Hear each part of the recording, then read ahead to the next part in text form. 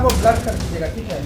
नमस्कार, आप live cities देख रहे हैं। मैं हूं आपके साथ काव्या। बिहार के मोतिहारी जिले में एक बड़े साइबर फ्रॉड गिरोह का खुलासा हुआ है। जी हां, आपको बता दें तो चाहे वो मुजफ्फरपुर में हो, मुजफ्फरपुर में भी कल हमने आपको दिखाई थी कि कैसे 17 लाख रुपए के साइबर फ्रॉड जो है हुआ था। अधिकारी को जो है वीडियो कॉल करके डराया धमकाया गया था और उसके बाद 17 लाख रुपए ऐंठे गए थे और इस पूरे मामले में पुलिस के द्वारा खुलासा किया गया था और 17 लाख रुपए बरामद किए गए थे। तो वहीं अब मोतिहारी में 69 लाख रुपए जो है वो बरामद किए गए हैं, जिसमें 56 लाख रुपए इंडियन है और 13 लाख रुपए जो है वो नेपाली करेंसी है। नोट गिनने की मशीन भी बरामद की गई है। इसके अलावा कई बैंक के दस्तावेज भी बरामद किए गए। तस्वीरों के माध्यम से आप देख पा रहे होंगे, मोतिहारी साइबर थाना पुलिस ने एक बड़े मल्टीपल साइबर फ्रॉड गिरोह का भांडाफोड़ किया है। पुलिस ने इस गिरोह के 6 सदस्यों को गिरफ्तार किया है। इनके पास से लगभग 50 करोड़ रुपए के लेन देन से जुड़े साक्ष्य मिले हैं। पुलिस ने 56 लाख भारतीय रुपए और 13 लाख नेपाली रुपए जो है वो नगद बरामद किया गया है। एक नोट गिनने की मशीन, मोबाइल फोन और कई बैंक खातों से संबंधित दस्तावेज जो है वो बरामद किया गया है। आप तस्वीरों में देख पा रहे होंगे कैसे नोटों के बंडल जो है वो रखे गए हैं। इस पूरे मामले में साइबर डीएसपी अभिनव पराशर क्या कुछ जानकारी दे रहे हैं, आप सुने। पुलिस अधीक्षक महोदय मोतिहारी एवं जो बिहार पुलिस मुख्यालय का जो मार्गदर्शन है उसके अंतर्गत जो शहरी जो मोतिहारी की जो सीमावर्ती क्षेत्र है उस पर विशेष निगरानी रखी जा रही थी और साइबर सुरक्षा प्रभाग के द्वारा भी लगातार म्यूल अकाउंट्स एवं इससे संबंधित जो भी अपराध है उसके ऊपर कार्रवाई करने हेतु निर्देशित किया जा रहा था। और इसी संबंध में मोतिहारी साइबर थाना को गुप्त सूचना मिली कि कुछ लोग वहां पर भारी मात्रा में कैश एवं यूएसडीटी का ट्रांजैक्शन करते हैं एवं इतना ही नहीं, जो मल्टीपल अकाउंट्स होते हैं उसका वो इस्तेमाल करके उसमें पैसे मंगाते हैं और उन पैसों को फिर रीट्रांजेक्ट किया जाता है क्रॉस बॉर्डर, मतलब नेपाल के अकाउंट्स में भी उन पैसों को भेजा जाता है। और इस संबंध में मोतिहारी साइबर थाना की टीम, घोड़ासहन थाना की टीम, ढाका थाना की टीम और जो पुलिस बल है लेकर के जो टीम थी वो रेड की कल शाम से लेकर के अभी कुछ देर पहले तक लगातार विभिन्न जगहों पर छापेमारी की गई। और छापेमारी के दौरान विभिन्न जगहों पर विभिन्न प्रकार के जो ऐसे कार्य है जो अवैध है, जिसको करना प्रतिबंधित है, उसको उस कार्य में संलिप्त व्यक्तियों के घर पे, दुकान पे छापामारी कर कुल लगभग 56,71,600 रुपये भारतीय मुद्रा एवं 13,67,800 रुपये नेपाली करेंसी जो है ये बरामद की गई है। इसके अतिरिक्त 11 मोबाइल, एक कैश काउंटिंग मशीन, टैब एक ये चीज़ बरामद की गई है। इसके अलावा बहुत सारे बैंक अकाउंट्स बरामद किए गए हैं। बैंक अकाउंट से भी अतिरिक्त जो चीज़ें जो अभी भी जांच के क्रम में है, ये जांच की जा रही है कि मल्टीपल जो मोबाइल्स हैं उसमें हम लोगों ने देखा है कि बाइनेंस का लॉगिन है।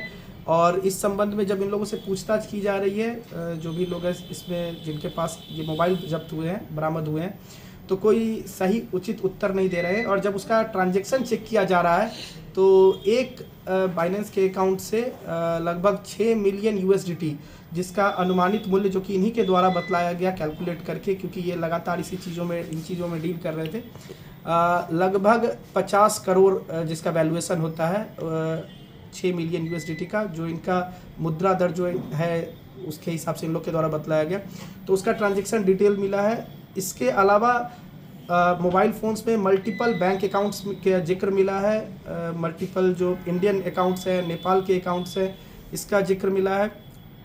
कुछ ऐसे ऐप्स मिले हैं जिस ऐप्स में EKYC एट्सेट्रा करने का जो प्रक्रिया चीज़ें होती हैं, जो उन सब चीज़ों का भी जिक्र मिला है। और विशेष अनुसंधान इनके ऊपर इसके संबंध में किया जा रहा है। 2 विभिन्न चीज़ें हैं, एक है भारतीय नेपाली मुद्रा, जो कि बहुत ही सेंसिटिव इशू है अभी के टाइम में, आप लोग देख रहे होंगे कि विभिन्न जगहों पर इस संबंध में पुलिस कार्रवाई कर रही है। और दूसरा ये जो USDT और म्यूल अकाउंट्स का यूज जो है, जो अकाउंट्स बरामद हुए उसमें बहुत जगहों से शिकायत भी दिखा है, जो इनके द्वारा भी बतलाया कि हाँ सर, बहुत सारे अकाउंट जो है वो फ्रीज है और इन्होंने अपनी गलती स्वीकार की है, जो मुख्य जिनके अकाउंट से USDT का डिटेल मिला है और बाकी।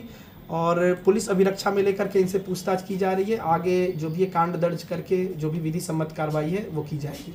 किस तरह से ये लोग ठगी करते हैं, क्या करते थे? कि ऐसे देखिए, रुपए ठगी का जो तरीका है वो यहाँ पर स्पष्ट नहीं मैं कर सकता हूँ, क्योंकि दो चीज़ें होती है। एक होता है ठगना और एक होता है ठगी के पैसे जो भी होते हैं उसको आप कैसे चैनलाइज या रूट आउट करते हैं। तो ये मुख्यतः जो है ये पैसा को चैनलाइज करने वाला जो वर्क होता है उसके ऊपर ये कार्रवाई हुई है कि ह्यूज ट्रांजैक्शंस जो मिले हैं, जो कि इनके द्वारा खुद भी स्वीकार किया गया है कि ये USDT में उस तरीके का ट्रांजैक्शन करते थे, विभिन्न लोगों के साथ कैश में डील करके करते थे, विभिन्न लोगों को डॉलर दे करके उसके बदले में कैश लेना, नेपाल के अकाउंट्स में पैसे भेजना इत्यादि काम में ये लोग थे।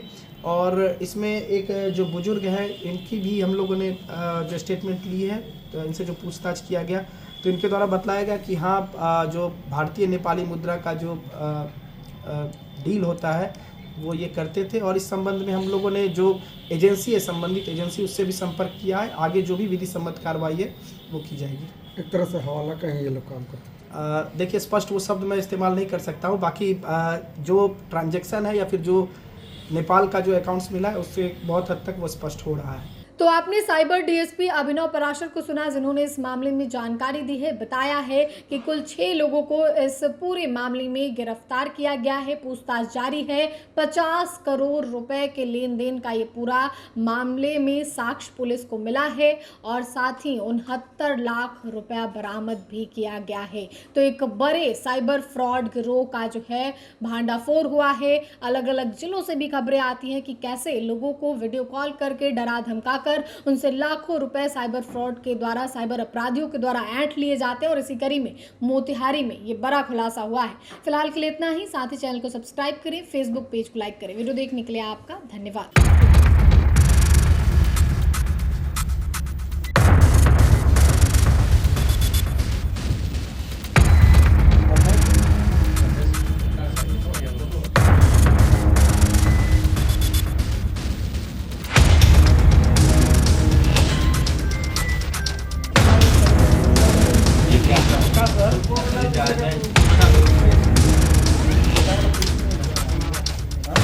चेहरा वो ब्लर कर दीजिएगा, ठीक है।